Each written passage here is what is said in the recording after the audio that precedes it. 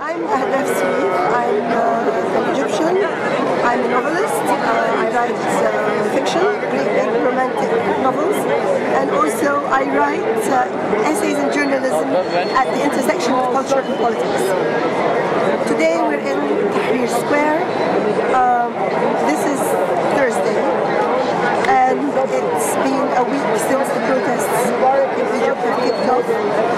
Tuesday was a climactic point when this square had, I don't know, hundreds of thousands of people here, and the atmosphere was amazing, and all the creativity and good humor and, I don't know, fun and laughter and courtesy and chivalry of the Egyptians found itself and was made manifest, and we had a great party. Yesterday the government got itself together, and I'm sorry, we have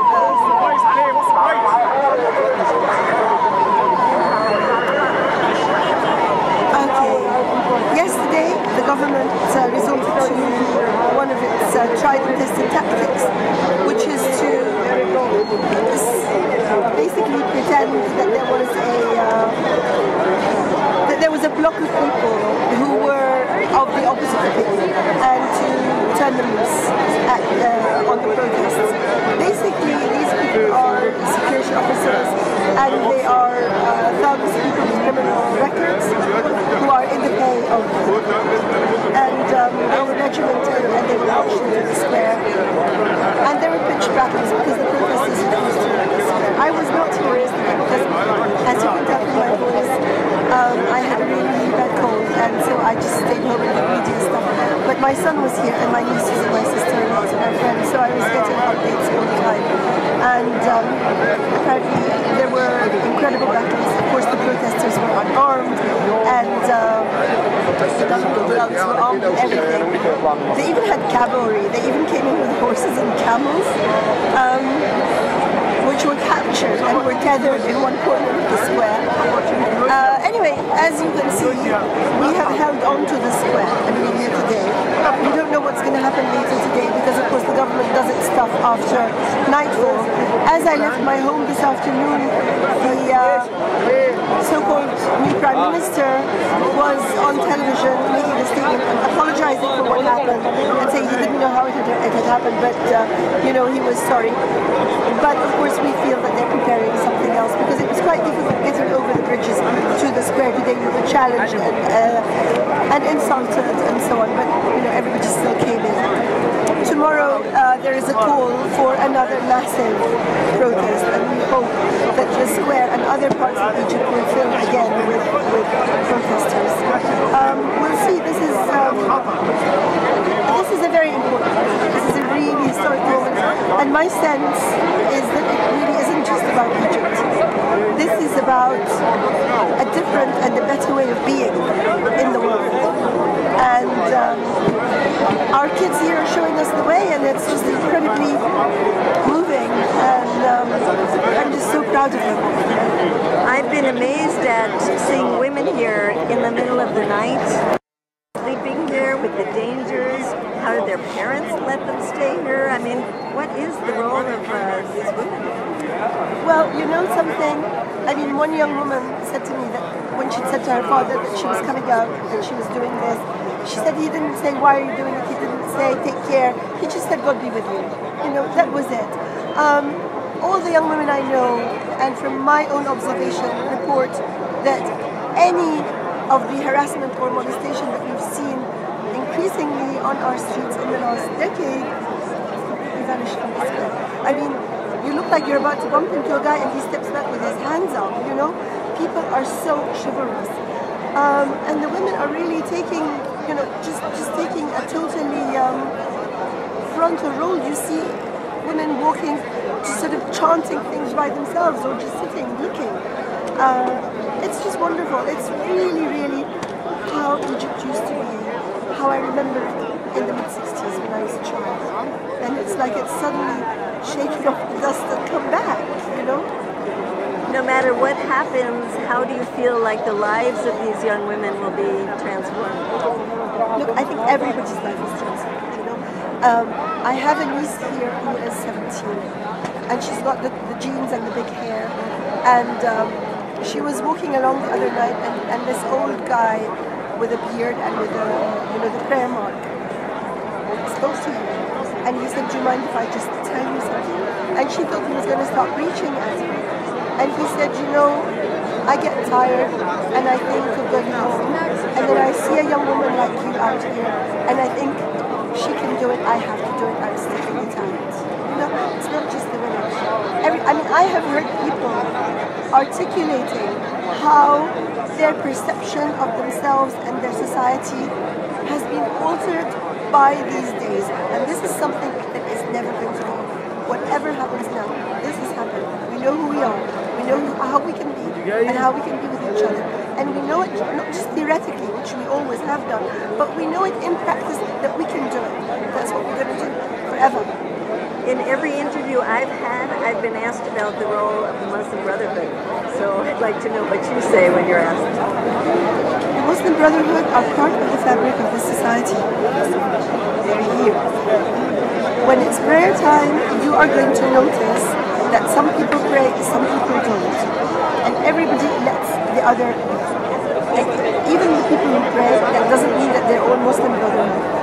When you talk to people who belong to the Muslim Brotherhood, they tell you very frankly that they have not been part of organizing this. It has taken them by surprise, but they have been swept up in it, and they are delighted to be swept up in it. So, again, somebody who was sitting next to me, his wife was in the full niqab, and I was eavesdropping, and he was lecturing her, basically, about how the wonderful thing about Egypt is its diversity. You know, I mean, he was saying to her, "This is the great thing." He said, "You know, when I went over to pray, I gave somebody the bottle of water to pour it for me so I could ablude, and he turned out to be a Christian, and I embraced him. He's my brother." Now, this might be true. It might not be true. If it's not true, it's a story he has invented to express how he is now thinking. I think we are in an exceptional moment where really every trend that we have here can be knit together and work for the common good. And we are adamant that we are all going to accept each other. I will accept the Brotherhood, they will accept me, and we're all going to work together. My last question to you is what some women have said to me is that they have been major participants in this, but they don't see women at the higher levels where the discussions about the future are happening.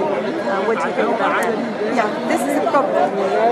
Look, you know, we are in whatever it's called a revolutionary state, a ferment state. This has taken everybody by surprise. I mean, I was talking to a group of young people who have led this, who basically, who led the organizing, in other words, who called for it to happen on their Facebook groups. And they said that they can claim to have made 20% of it happen. The 80% was ready of its own, and it was the right moment, and it came together. So, in a sense, we've been unprepared. I mean, we're prepared in the sense that we generally know what we want and the direction in which we want to head. But the mechanics of it and the specifics of it we don't know. And so people have been scrambling to put together some kind of body to negotiate, some kind of body to front, some kind of body that the world can look at and think, oh, it's not just a bunch of hotheads. And so a group of the wise and the good have got together and have sort of more or less elected themselves, or have been born out of what is called the Alternative Parliament, which is the members of Parliament who would have been elected had the government not rigged the elections. And they are 10.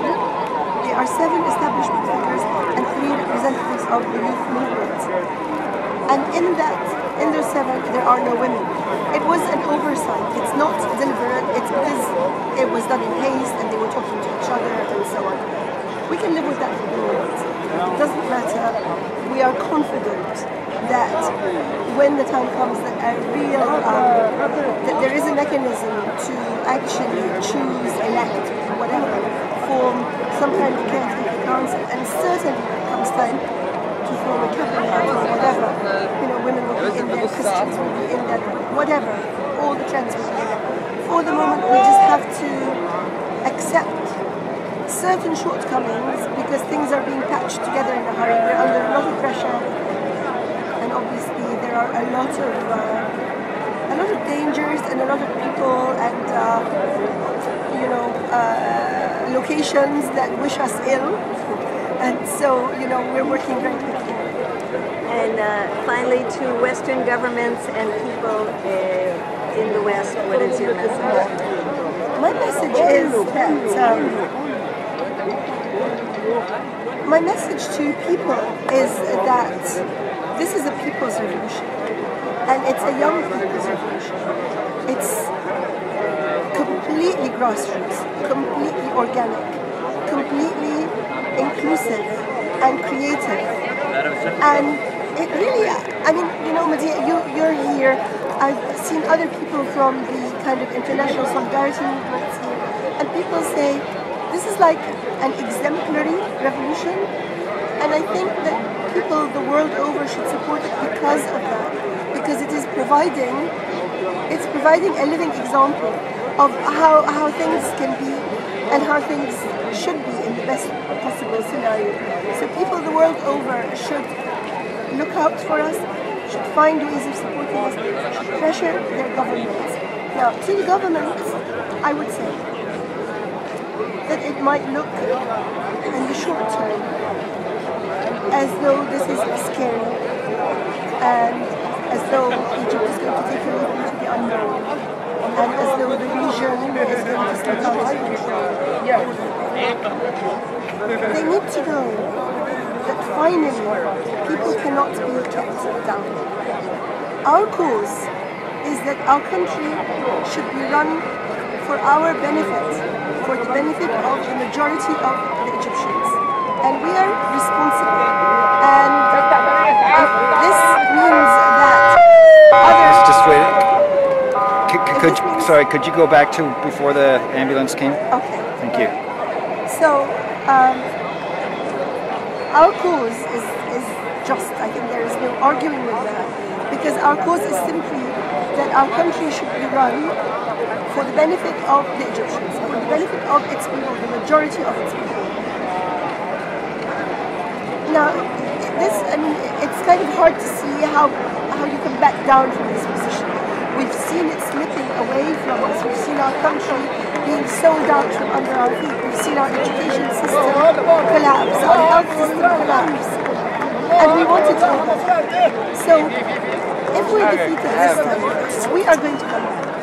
And any people who are in this position are always going to come back. So you're talking about a state of permanent turbulence. So basically, let this happen and let this country find the way that suits it. And then let us work together for the region to be stable and to be peaceful. Finally, there is a shape into which this region needs to fall so that everybody, and I mean everybody, excluding no one, can live in it with dignity and with peace.